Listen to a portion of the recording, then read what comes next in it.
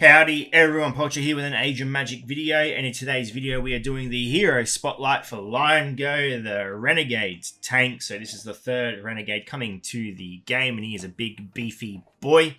His equipment at gear level 12 and 7 golden stars, well his stats, sorry, 3.6 million, nearly 3.6 million, and speed 240. Unfortunately, I cannot look at his character profile in the game or in the test server at the moment.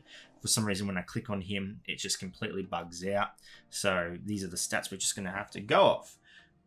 Let's be honest, the only stats that really matter. He's best with synergy with other heroes from the Renegade faction. So again, the push on hero or faction specific characters breaks my heart, breaks my soul, but it is what it is. So this is the tank. This is what we're going to be looking at. Everything else I can show you normally. I can show you his abilities. I can show you what they look like in battle. And we can talk about how you would potentially use him. So, let's jump into it. Okay, so jumping into the arena, we have Liongo's basic attack, Heavy Blade. Damages one target, deals 8% more damage per darkness token on each Renegade in the party. So, we have 2 Renegade tokens at the moment. We're going to go ahead and look at the animation. We're going to go ahead and attack Ambra. Nah, why not? Everyone gives Ambra a bit of hate, but he's actually pretty cool. Let's go Angram, and we'll have a look at the animation. Pretty simple. He just jumps and hits for 55k. In terms of basic abilities, it's a very, very basic one. We have seen other abilities come out in the past where basics are almost just abilities. They do a lot. This one is just, for a tank, it doesn't seem effective, especially when you can already tell the damage dealers on the Renegade team are going to be dealing a lot of damage. I feel like this one should be based more about his defensive abilities and him surviving than him doing damage. But there you go. That's his basic attack, and it triggers the tank class mark. Moving on to his first special ability, we have Bloody Vera. Damages all targets, regains 35% of his HP from the damage done. For each darkness token on every allied renegade, he regains 4% more HP. And it applies the melee damager class mark when triggered, casts a melee damager mark. If the marked target is attacked by a melee damager, the special ability timer will go on cooldown for 2 turns. If it's already on cooldown, it will take 2 turns longer to do so. So pretty nice. You're increasing the cooldown or the cooldown of an ability or all abilities of a enemy by 2 turns, except for their basic attack. So a nice little shutdown. At the moment, you'd probably be running Hound in this team if you're going to try and create a Renegade team. You'd be Abaddon, Leader, these 3, and then Hound, I reckon. You might do all right. And this ability, apart from the mark, it's pretty average as well. It's just pretty high in sustain, and then it really depends on how much damage the tank does. So we'll go ahead and we will look at the ability. We're going to attack all of them, so it doesn't matter who we target. So he will most likely, dash, and then there you go. All right, fair amount of damage done, and then he absorbs. All right, that's actually pretty cool looking. The soaking the blood in after the damage, that's actually pretty cool. So points on that, definitely. How sustainable is it going to be? Who knows? I mean, sustain is good, especially for a tank. But, I mean, think of Siegfried. When Siegfried first came out, he was a decent tank because he was actually beefy. He set the standard for tanks. And then Magnus. Magnus was almost like a Super Saiyan version of Siegfried. At the same time, it's maybe not horrible this character doesn't seem super overpowered, because who knows how strong the Renegade faction will be as a whole, and we hate to see that heroes just destroy a faction because they're too strong. So, yeah, seeing this ability in action and how well it is at him sustaining himself, it'll be interesting to see. Moving on to Liongo's second special, we have Shelter of Darkness. Triggers the tank class mark. Provokes enemies to attack only him for 3 turns. So a solid taunt, especially because it is team-wide as well. Cast 2 buffs on all dark allies, plus 1 buff per darkness token on Liongo, reducing damage taken by these characters by 50%. Casts an extra 2 buffs on an allied Morrigan for each hit a character takes, one buff is removed. Okay, so fairly good mitigation of damage for all dark allies. And I really like this because it's dark allies. There's the ability to mix and match him. So you could put him in a dark team and see how he goes. He may perform quite well.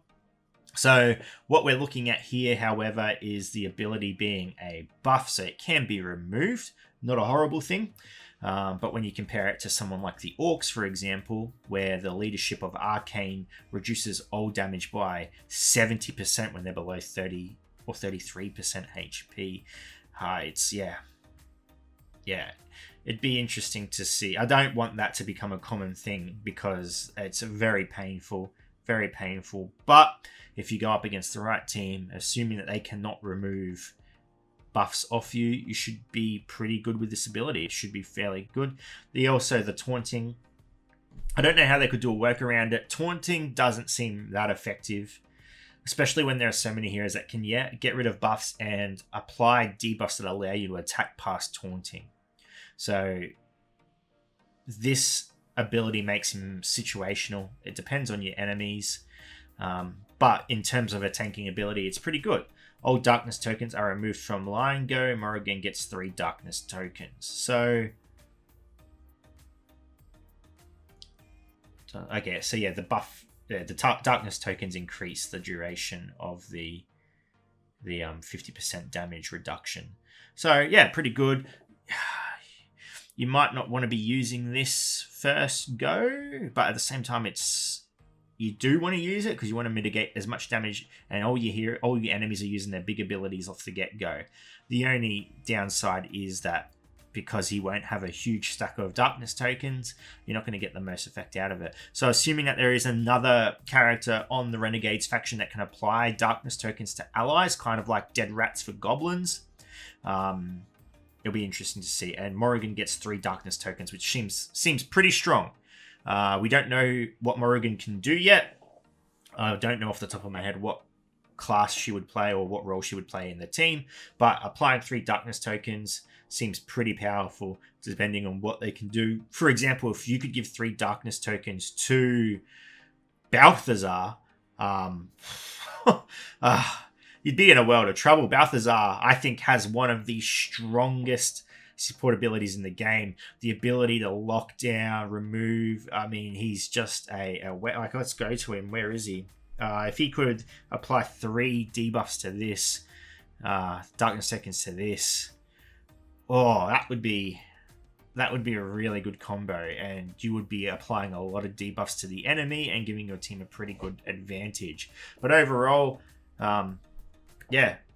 just decent tank abilities. Decent tank, decent support abilities.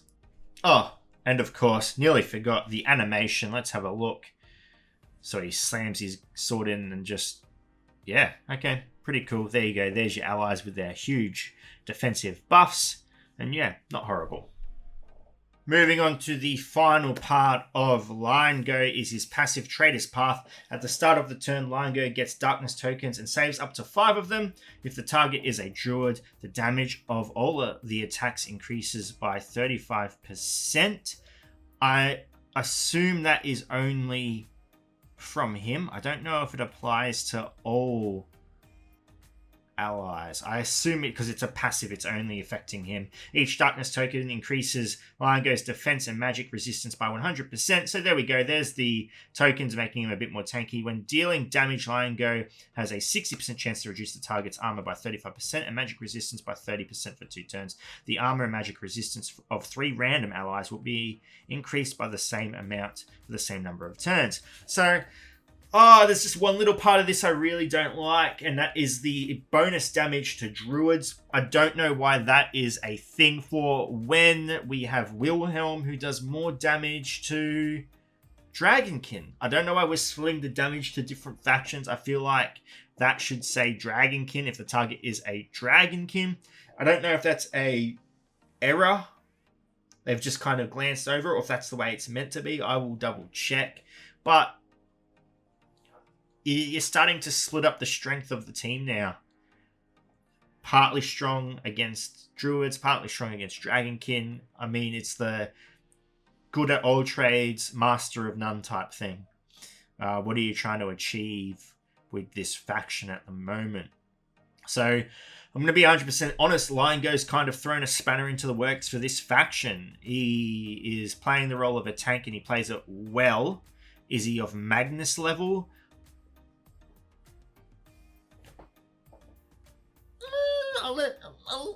I'll let you decide. Is it bad he's not Magnus level? I don't think so. I think Magnus is stupidly strong. So a tone down isn't necessarily bad. However, to be honest, at the moment, when you have a faction of 7 heroes and you need to pick 5 of them, even though there's only 3 on the team, Liongo doesn't really feel like he's making the list for me already. I mean, he's already sitting on the bench. So we'll see what goes. Maybe his sustain and his taunting is enough to get you through some battles. But when we're looking at the top tier teams in the game at the moment, Druids, who can get rid of buffs, Dragonkin with Dexa, who can get rid of buffs, Orcs, who can just whip out a tremendous amount of damage. I think they would make pretty quick work of Liongo. I think he could serve as a good tank depending on how well the damage and the support is from the other characters. For example, Wilhelm being able to disown a character from their faction, 3 characters from their faction, may help him enough to make him a feasible tank.